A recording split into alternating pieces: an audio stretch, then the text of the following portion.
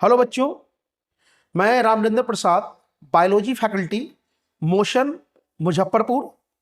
आज हम लोग स्टार्ट करेंगे cell biology, cell the unit of life, जो 11th एनसीईआरटी का चैप्टर है। उसका हम एक सब टॉपिक करेंगे और नीट में जो है सो आपको 2-3 क्वेश्चन का हमेशा वेटेज रहता है। ठीक है, तो चलिए आज हम लोग जो सब टॉपिक करने वाले हैं वो हम डिस्कस करेंगे स्ट्रक्चर ऑफ एनिमल सेल।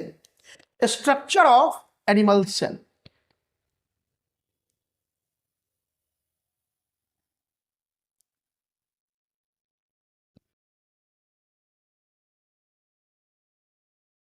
अगर मैं एनिमल सेल की स्ट्रक्चर की बात करूं अगर मैं एनिमल सेल की स्ट्रक्चर की बात करूं तो एनिमल सेल का जो सबसे आउटर बाउंड्री होता है वो आपका होता है प्लाज्मा मेम्ब्रेन।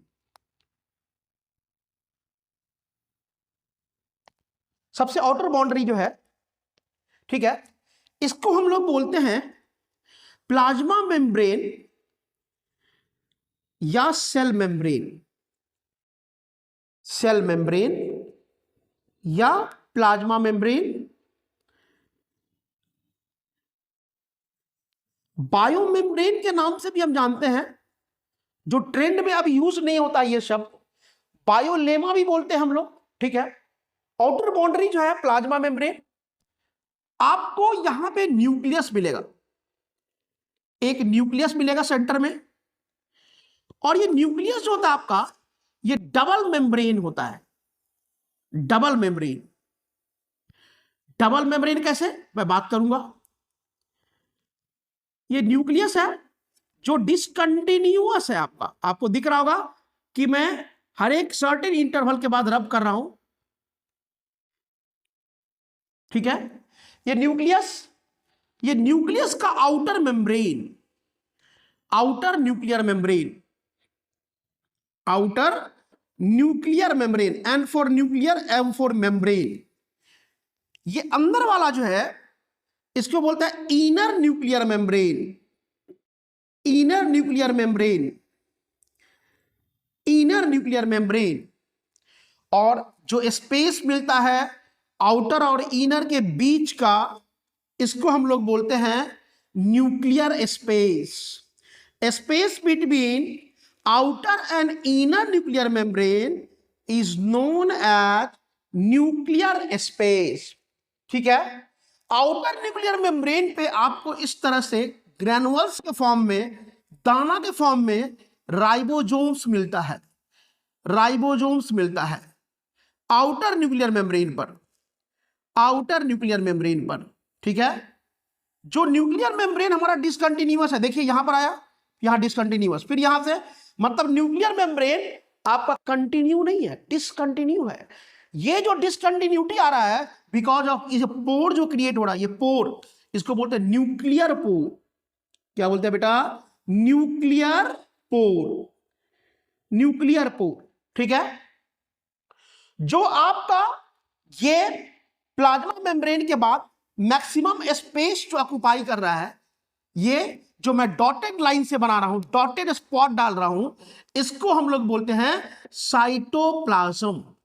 क्या बोलते हैं? साइटोप्लाज्म, जो सेल का मैक्सिमम स्पेस ऑक्युपाई करता है। साइटोप्लाज्म में ही हमारा क्या है? न्यूक्लियस है। क्या बोलते हैं इसको हम लोग? साइटोप्लाज्म। साइटोप्लाज्म, ये साइटोप्लाज्म है, ये आपका, इसको हम लोग सेल मैट्रिक्स के भी नाम से जानते हैं। जो जेली लाइक होता है, चिपचिपा होता है। चिपचिपा मतलब जैसे आप चीनी का चाशनी देखते हैं ना, चिपचिपा, उसी तरह से होता है ये साइटोप्लाज्म। अगर मैं बात करूं न्यूक्लियस की बात करूं, तो न्यूक्लियस में आपको यहां पर क्या मिलता है? अगर मैं बात करूं न्यूक्लियस में, तो यहां पर भी मिलता है आपको जेली लाइक सब्सटेंस, बट इसका कंपोजिशन अलग होगा। इसको हम लोग बोलेंगे न्यूक्लियोप्लाज्म। क्या बोलेंगे? न्यूक्लियोप्लाज्म, या न्यूक्लियर मैट्रिक्स भी बोलते हैं इसको हम लोग, न्यूक्लियोप्लाज्म, न्यूक्लियोप्लाज्म। और अगर मैं बात करूं आपको, तो एक स्ट्रक्चर आपको मिलेगा इस न्यूक्लियोप्लाज्म इनसाइड न्यूक्लियस, इस तरह से मिलेगा आपको, इस तरह से मिलेगा आपको। इसको हम लोग बोलते हैं न्यूक्लियोलस। न्यूक्लियोलस क्या बोलते हैं हम लोग? न्यूक्लियोलस। न्यूक्लियस नहीं, न्यूक्लियोलस। क्या बोलते हैं? न्यूक्लियोलस। ठीक है। अगर मैं बात करूं इस न्यूक्लियस के अंदर, तो ये धागा के फॉर्म में जो डीएनए प्रेजेंट है आपको, इसको हम लोग क्या बोल रहे हैं? अभी तो हम नाम देते हैं इसको क्रोमेटिन फाइबर। क्या नाम देते हैं बेटा? Chromatin fibre. Chromatin fibre, fibre के फॉर्म में है, थ्रेड लाइक है, धागा के तरह है। क्रोमेटिन फाइबर, क्रोमेटिन फाइबर जो बेसिकली आपको डीएनए से बना है। डीएनए मतलब डीऑक्सीराइबो न्यूक्लिक एसिड। आरएनए से बना है, ribo nucleic acid and plus protein से बना, प्रोटीन से बना। ठीक है। अगर मैं बात करूं एनिमल सेल में, तो न्यूक्लियस के पास आपको इस तरह से दो डंडा मिलेगा, एक मिलेगा आपको वर्टिकल और एक हॉरिजेंटल, और इसको हम लोग बोलते हैं सेंट्रियोल। सेंट्रियोल सिर्फ और सिर्फ एनिमल सेल में मिलता है, प्लांट सेल में नहीं मिलेगा, कुछ लोअर प्लांट सेल में मिलेगा, एल्गी वगैरह में। सिर्फ आपको कहां मिलेगा? वनली एनिमल सेल में, वनली एनिमल सेल में, वनली एनिमल सेल में। तो हमने जो इतना पार्ट किया, ये सारे के सारे ये किसके पार्ट है? आपको न्यूक्लियस के पार्ट है। किसके पार्ट है बेटा? Nucleus, nucleus, nucleus. अगर मैं बात करूं आपको, तो आपको साइटोप्लाज्म में कुछ सेल ऑर्गेनेली मिलता है। सेल के अंदर साइटोप्लाज्म में कुछ ऑर्गेनेली मिलता है, कुछ ऑर्गेनेली मिलता है, जैसे माइटोकॉन्ड्रिया, जैसे माइटोकॉन्ड्रिया,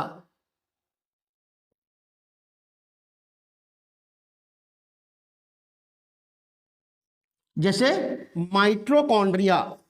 माइटोकॉन्ड्रिया जिसके अंदर आपने पढ़ा होगा एटीपी का फॉर्मेशन होता है, पावर हाउस ऑफ सेल बोलते हैं, ठीक ना। और दूसरा चीज अगर मैं बात करूं यहां पे, तो आउटर न्यूक्लियर मेम्ब्रेन से कुछ इस तरह से निकलता हुआ दिखेगा आपको, और इसको हम लोग नाम देते हैं इंडोप्लाज्मिक रेटिकुलम। क्या नाम देते हैं बेटा? Endoplasmic reticulum. इंडोप्लाज्मिक रेटिकुलम हमेशा आउटर न्यूक्लियर मेम्ब्रेन से निकलेगा, और यहां पर भी राइबोसोम्स मिलेगा, यहां भी आपको राइबोसोम्स मिलेगा। अगर राइबोसोम इंडोप्लाज्मिक रेटिकुलम पे हो, तो वैसे रफ इंडोप्लाज्मिक रेटिकुलम को बोलते हैं रफ इंडोप्लाज्मिक रेटिकुलम। क्या बोलते हैं? Rough endoplasmic reticulum. R for rough, E for endoplasmic, R for reticulum. Reticulum का मतलब नेटवर्क लाइक जाल के जैसा, और शॉर्ट में पढ़ते हैं इसको R E R. R for endoplasmic, R for endoplasmic, E for sorry R for ribose rough, E for endoplasmic, और आर फॉर रेटिकुलम। क्यों बोलते हैं रफ? क्योंकि ये जो आपका सरफेस है वो रफ क्यों हो गया? Because of ribosome. और ये जो आपका है यहां पर राइबोसोम नहीं है, तो इसको बोला स्मूथ। स्मूथ क्यों? चिकना है, ठीक है ना। यहां पर राइबोसोम नहीं है, तो इसको मैंने क्या बोला? Smooth endoplasmic reticulum. Smooth endoplasmic reticulum, reticulum, SER। S for smooth, E for endoplasmic, R for reticulum. Next आपको यहां पे राइबोसोम से मिलता है साइटोप्लाज्म में, ये राइबोसोम यहां भी मिलता है, ठीक है ना। यहां राइबोसोम्स की बात करते हैं, तो 80S का राइबोसोम्स मिलेगा आपको। क्या मिलेगा बेटा? 80S का राइबोसोम। आपको छोटे छोटे और सेल ऑर्गेनेली मिलेंगे इस तरह से, ठीक है ना। इसको बोलते हैं लाइसोसोम। क्या बोलते हैं? लाइसोसोम। और अगर मैं बात करूं आपको और छोटा, तो आपको यहां पर क्या मिलेगा? पेरोक्सीजोम। ये सब सेल ऑर्गेनेली है। पेरोक्सीजोम, लाइसोसोम, माइटोकॉन्ड्रिया, ER, ये सब सेल ऑर्गेनेली है। और यहीं पर आपको क्या मिलता है? यहां पर मिलता है आपको गोल्गी बॉडी। क्या मिलता है? गोल्गी बॉडी, जो मैं ब्लू से बना रहा हूं, ये Golgi body, Golgi complex, Golgi body, Golgi complex, या गोल्गी एपरेटस भी बोलते हैं इसको हम लोग, गोल्गी बॉडी। ठीक है बेटा, गोल्गी बॉडी, ठीक है। तो एनिमल सेल की बात करें तो ये कुछ सेल ऑर्गेनेली आपको मिलेगा सेल के अंदर। ये टिपिकल स्ट्रक्चर है एनिमल सेल का। आउटर बाउंड्री क्या है? Plasma membrane. सेंटर में क्या है? न्यूक्लियस। न्यूक्लियस दो मेम्ब्रेन से घिरा हुआ है, outer nuclear membrane, inner nuclear membrane. Outer और इनर के बीच का जो स्पेस दिख रहा है उसको क्या बोल रहे हैं? Nuclear space. और जहां पर न्यूक्लियर मेम्ब्रेन एब्सेंट है उसको हमने क्या बोला? न्यूक्लियर पोर बोला। न्यूक्लियस के अंदर जाते हैं तो यहां पर न्यूक्लियोप्लाज्म मिलता है, उसमें हमको धागा के तरह कुछ स्ट्रक्चर मिल रहा है, इसको हम लोग बोल रहे हैं क्रोमेटिन फाइबर। क्या बोल रहे हैं? Chromatin fibre. और अंदर में एक डार्क स्टेन बॉडी मिलता है, उसको बोलते हैं न्यूक्लियोलस। क्या बोलते हैं? न्यूक्लियोलस, ठीक है। और जो यहां पर ये मिल रहा है आपको, ये इसको बोलते हैं mitochondria. Mitochondria power house of cell, ठीक ना, बैटरी ऑफ सेल। एनर्जी बनता है ATP, adenosine triphosphate, energy currency के नाम से जानते हैं। वो कहां बनता है? माइटोकॉन्ड्रिया में बनता है। फिर आउटर न्यूक्लियर मेम्ब्रेन से निकलता है इंडोप्लाज्मिक रेटिकुलम।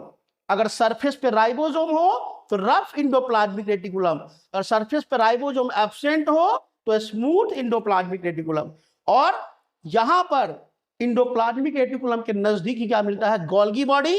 और आपको न्यूक्लियर मेम्ब्रेन के पास क्या मिलता है? सेंट्रियोल मिलता है। दो सेंट्रियोल, एक वर्टिकल है और एक हॉरिजॉन्टल, एक दूसरे के परपेंडिकुलर होता है। और एक लाइसोसोम मिलता है आपको, लाइसोसोम। साथ में पेरोक्सीजोम भी मिलता है, पेरोक्सीजोम। यहां इसको थोड़ा सा अलग करके बना देता हूं, ठीक है, पेरोक्सीजोम, ठीक है। Thank you.